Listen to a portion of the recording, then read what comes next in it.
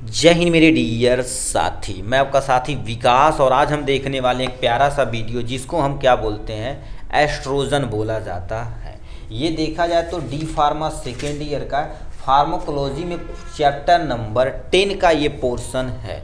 इसके पहले ये सारा चीज़ कर ली है। आज हम एस्ट्रोजन के बारे में पढ़ने वाले हैं। अब एस्ट्रोजन क्या होता है इसको स्टेप बाय स्टेप देखिए। यानी एस्ट्रोजन एक तरह का फीमेल हार्मोन होता है। ठीक, एस्ट्रोजन फीमेल में पाया जाता है, कुछ मात्रा में मेल में भी पाया जाता है। अब इनका इंट्रोडक्शन देखेंगे और उसके बाद फिजियोलॉजिकल रोल, उसके बाद पैथोलॉजिकल रोल, उसके बाद यूजेज के बारे में देखने वाले हैं। तो सबसे पहले समझते हैं इसका इंट्रोडक्शन। पहले लिख रखा एस्ट्रोजन इज एस्ट्रॉयल यानी स्टेरॉयडल हार्मोन। यानी एस्ट्रोजन जो होता है ये आपके सामने स्टेरॉयडल हार्मोन के अंतर्गत आता है, पहला कंडीशन। दूसरा क्या दे रखा है, the primary female sex hormone और एस्ट्रोजन एंड, और जिसको हम क्या बोलते हैं ओएस्ट्रोजन बोला जाता है। मतलब इसको हम दो नाम से जानते हैं।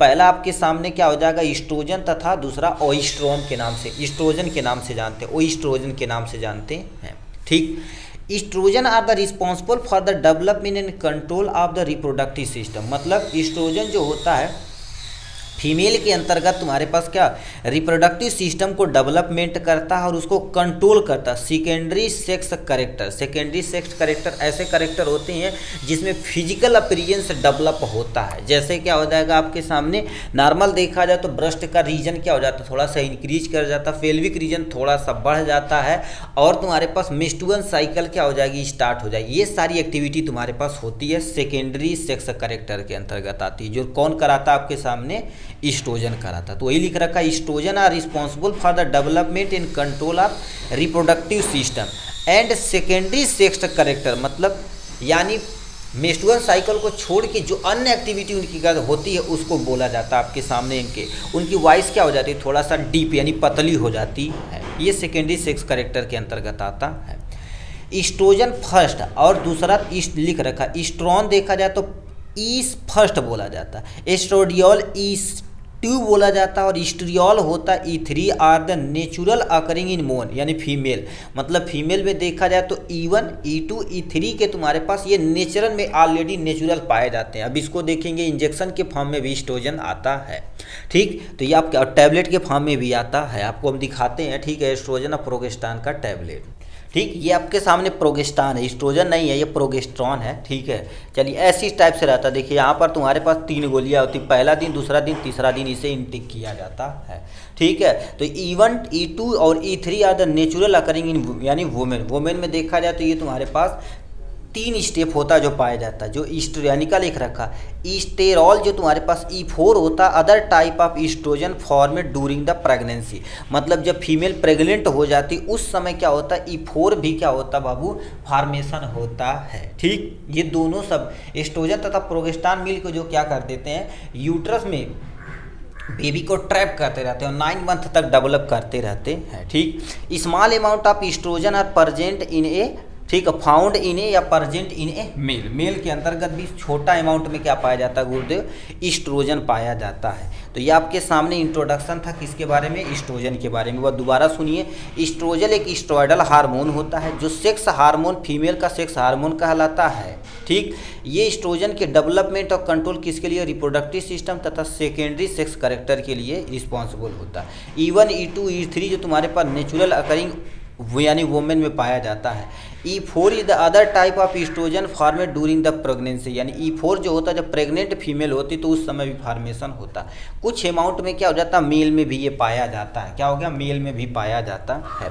अब नेक्स्ट पे आते हैं, आपके सामने फिजियोलॉजिकल रोल में क्या दे रखा है। पहला दे रखा एस्ट्रोजन डेवलप सेकेंडरी करेक्टर, यानी फीमेल में देखा जाए तो सेकेंडरी करेक्टर डेवलप कराने की जिम्मेदारी किसकी होती है, एस्ट्रोजन की होती है, पहला पॉइंट। दूसरा, रिड्यूस द मसल स्पास्म। मतलब जो तुम्हारे पास मसल मास होता है उसको रिड्यूस करने में ये मदद करता है। दूसरा, थिकनेस ऑफ वेजाइनल वॉल।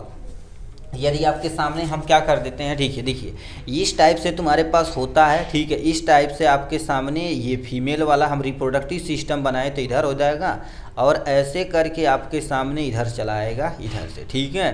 तो ये हो गया आपके सामने इधर से, अब देखिए ये हो गया और इधर से करेक्टर करके इधर चला गया। तो ये जो फीमेल की जो लाइनिंग होती है, देखो क्या लिख रखा, वेजाइनल वाल, जो बाहर की, तो यूट्रस की वाल हो गई, बाहर की तरफ मूव करेंगे, ठीक है, बाहर की तरफ मूव करेंगे तो ऐसे इसमें वाल पाई जाती है। जो वेजाइनल वाल को डेवलप करने में कौन मदद करता है, आपके सामने ईस्ट्रोजन ही करता। तो वही लिखा थिकनेस ऑफ द वेजाइनल वाल, वेजाइनल वाल को थिक बनाता है। दूसरा, स्टिमुलेट इंडोमेट्रियम ग्रोथ। अब क्या होता है, देखिए ये आपके सामने फीमेल का जो तुम्हारे पास ये वाला पोर्शन होता है, ठीक है, इसको हम क्या कर देते हैं, ऐसे कर देते हैं। तो फीमेल में जो ये लेयर होती है, उस लेयर को इंडोमेट्रियम कहते हैं। ये दोबारा रिपेयर होती है हर एक मेंस्ट्रुअल साइकिल में, जो तुम्हारे पास है ये ट्रैप होके यानी ब्रेक डाउन होके बाहर की तरफ मूव करती है, बाहर की तरफ मूव करती है। कौन, किसके टाइम, एस्ट्रोजन साइकिल के टाइम। उसे दोबारा बनाने की जिम्मेदारी किसकी होती है, इसी हार्मोन की होती है। वही लिख रखा आपके सामने, स्टिमुलेट एंडोमेट्रियम ग्रोथ, मतलब एंडोमेट्रियम का जो ग्रोथ होता है उसको स्टिमुलेट मतलब बनाने में मदद करता है। ये लिख दिया गया आपके सामने यहाँ से। दूसरा, protein synthesis increase the hepatic production यानी production of the binding protein. अब देखिए होता क्या है, हमारे लीवर में ग्लूकोज यानी ग्लाइकोजन के फॉर्म में स्टोरेज होता है, ग्लूकोज का पेवरेस्ट फॉर्म। अब ये प्रोटीन सिंथेसिस में मदद करता है, जिससे हिपैटिक प्रोडक्शन में बाइंड प्रोटीन जल्दी होता है और अपना काम हो जाता है। दूसरा, नेक्स्ट में इंक्रीज HDL, ठीक है, हाई डेंसिटी लिपोप्रोटीन, और decrease LDL, low density lipoprotein होता। अब पहले का मतलब होता क्या, देखिए सबसे पहले ये ईस्ट्रोजन होता, सबसे पहले पहुंचते HDL को इंक्रीज करा देगा, किसको, HDL को इंक्रीज कराएगा, जिससे LDL कम हो जाएगा।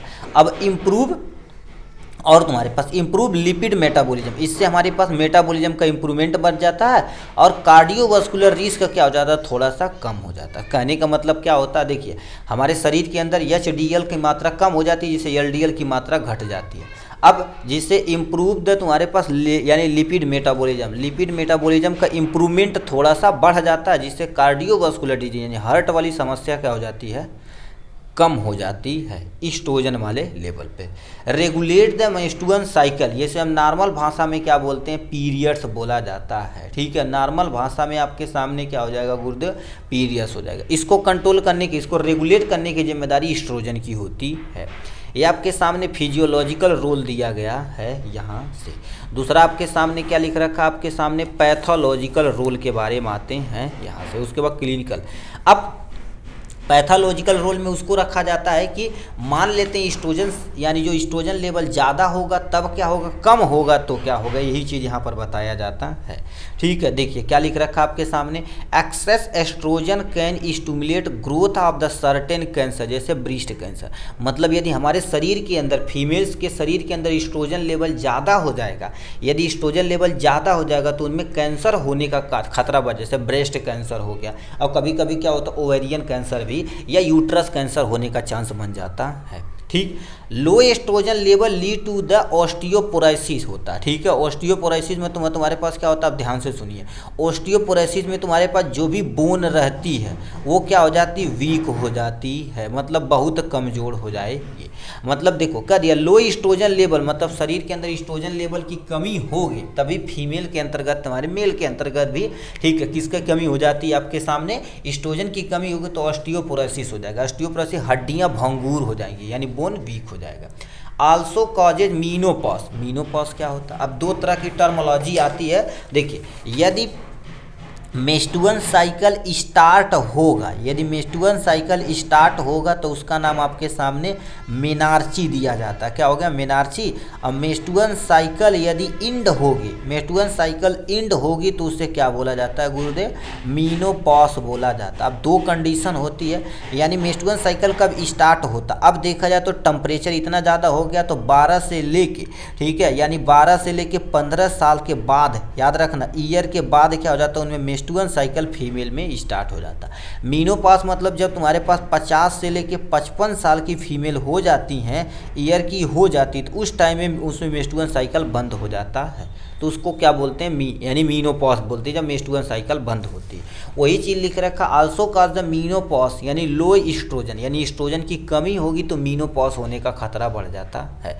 यदि अब बताओ ये फीमेल के एडल्ट केस में हो, एडल्ट केस में यदि हो जाए तो समझिए ना बहुत सारी दिक्कतें देखने को मिलती है, बहुत सारी दिक्कतें, वो बेबी नहीं पैदा कर सकती है। ठीक, अब 50 साल के बाद हो तो फीमेल में कोई दिक्कत नहीं है। ठीक, तो ये आपके सामने इंट्रोडक्शन दे रखा था यहाँ से।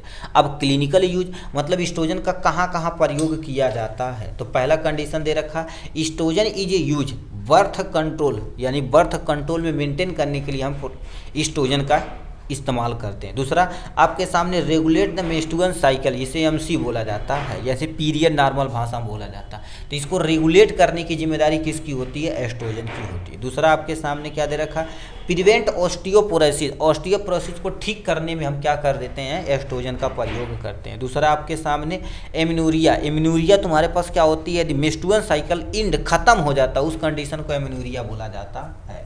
ठीक, और पेनफुल यदि मेंस्ट्रुअल साइकिल होगा तो उसे डिसमेनोरिया बोला जाता है।